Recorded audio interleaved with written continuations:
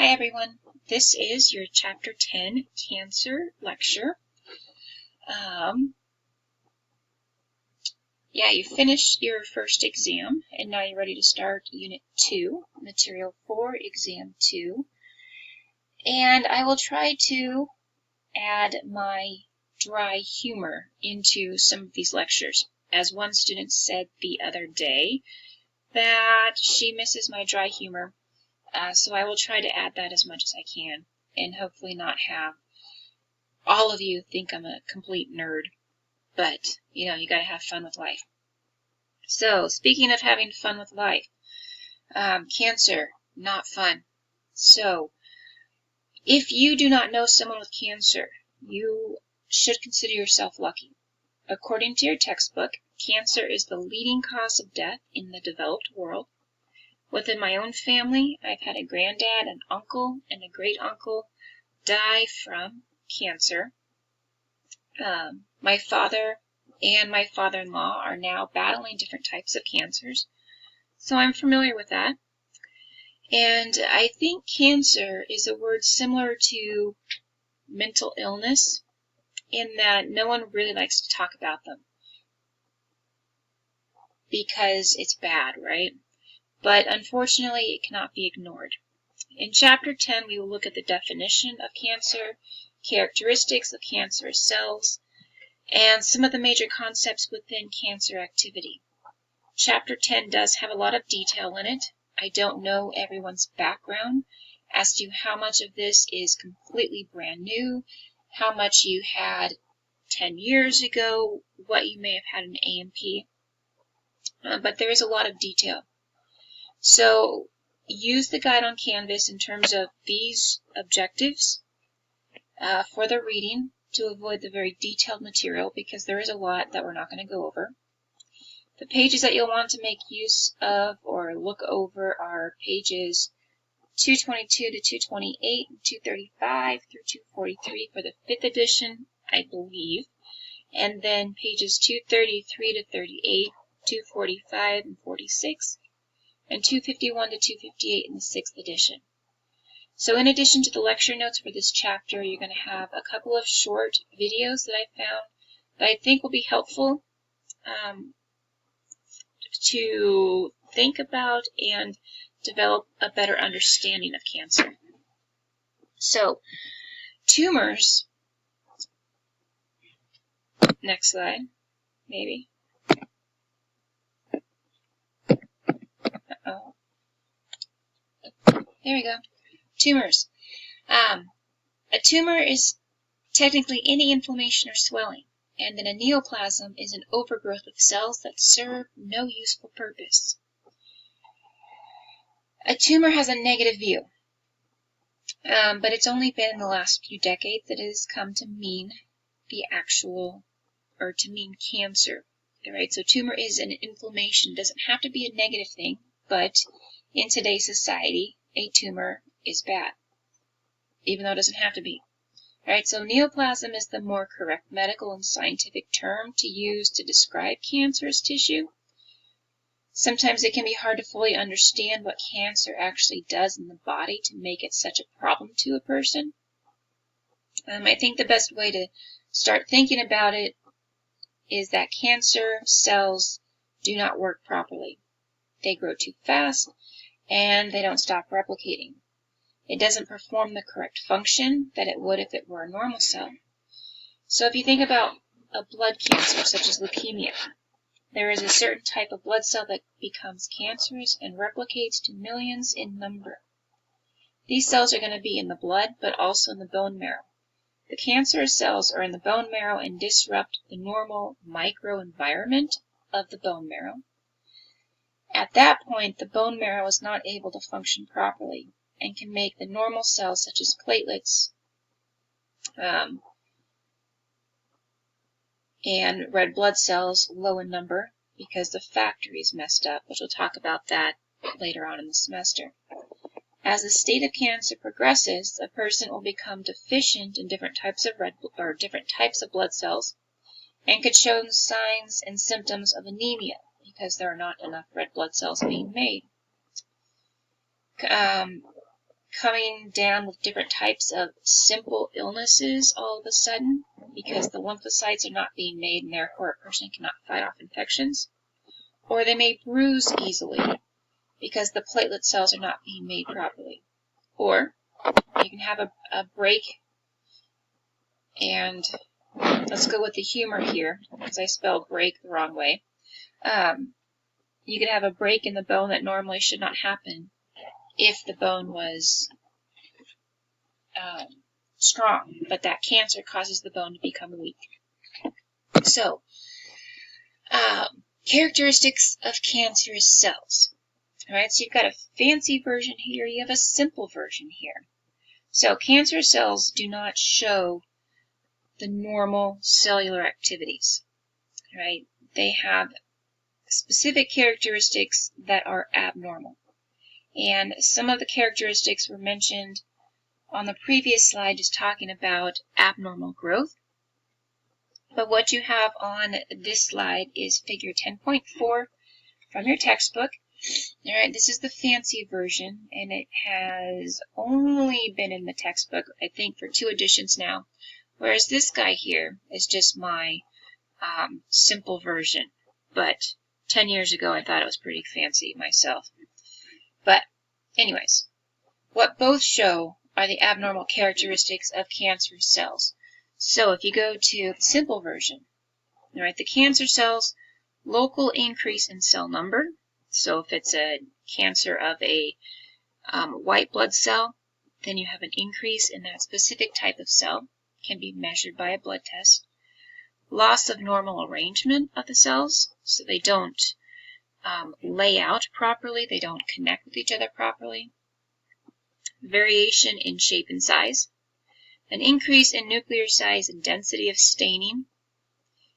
There's an increase in mitotic activity. Remember mitosis, the division of a cell or of the nucleus. High mitotic activity, so therefore increase in cell number. And then just overall abnormal growth, abnormal chromosomes. So now we're kind of bringing some information from chapter 2 and then from chapter 4 into this chapter because we're talking about abnormal cellular activity. All right, here you actually have a picture of what they're trying to show as cancerous cells. They're not working properly. And all these different activities. All right, induce, let's start here. Resisting cell death. Cancer cells simply don't die. Deregulating cellular energetics. Sustaining proliferative signals. They just keep going. All right, their energy is messed up in terms of proper energy maintenance. They're able to avoid immune destruction. All right, that's key when you're talking about your immune system can actually fight for you. But if the cancer cells are able to resist that attack, they go on undetected. Evading growth suppressors, which means they can continue growth. Your body's naturally going to try to stop some of those cells, or the cancer cell itself, prior to becoming cancerous, is going to try to suppress growth because it knows it's not normal. Try to induce apoptosis, but as that cancer or as that cell becomes cancerous, it can suppress those growth inhibitors. Enable replicative immortality. So here you go to the abnormal growth. It doesn't die, and it continues to replicate forever and ever. Tumor-promoting inflammation. All right, this is not good inflammation. Activation of invasion and metastasis. Here you have a cell that kind of looks like it has flagella on it, so it can move. That's really not what it's probably supposed to represent, but rather simple invasion into a tissue next door to it, right in the very close proximity to it. And then genetic instability, mutator phenotype. Inducing angiogenesis, you have this nice blood vessel that's moving through this tumor. That's angiogenesis, bringing a life response to it. All right, this slide and the next slide compare benign versus malignant. So we have the word tumor, which doesn't necessarily mean anything negative, but that's simply the word that is used in society. So this slide shows the difference between the two, benign and malignant. Those are the important words. Is it benign? All right, so you have a growth, but it's not a medical emergency in terms of cancer. If it's malignant, then that tumor has become cancerous. So on the left is this tumor here. It's a benign tumor, and it's called a leiomyoma. We'll discuss the actual disease more in chapter 33, but it is a tumor in the myometrium, and it's made up of smooth muscle cells. Then just below here, you have some different characteristics. It's small, well demarcated, it grows slow, non-invasive, non-metastatic, which means it's staying put, and it's well differentiated. If you just simply look at this picture, all right, it kind of looks like a cool picture. Looks like there's organization to it. It doesn't look like anything mean and ugly. And that's what a benign tumor would look like. All right, on the right side here, now you have malignant. And this is a malignant leiomyosarcoma. The cartoon diagram here, all right, shows a mean, ugly-looking mass. And you have these whatever projections coming off. That is to signify invasion of tissue next door or close to it. And then in the middle, though, you have additional bleeding, you have necrosis.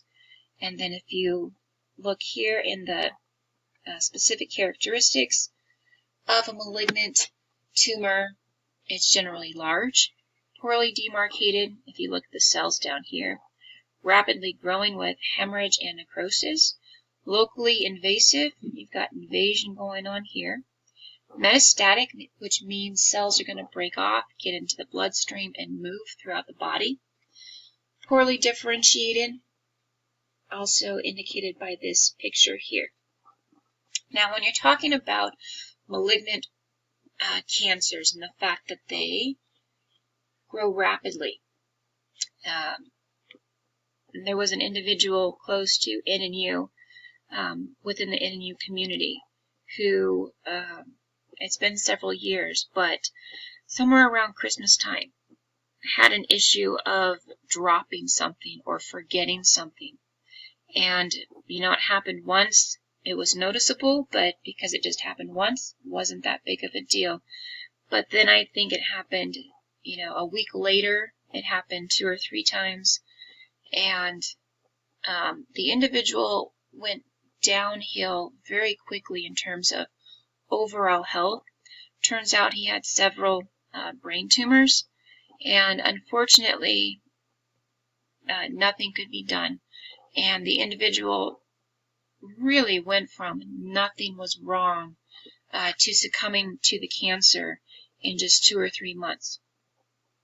Very aggressive cancer, grew quickly, and deteriorated very quickly because it was in the brain. This is just a different version of the previous slide. Nice list there comparing benign versus malignant. For your exam or your quiz, which will be coming up shortly, like on Friday,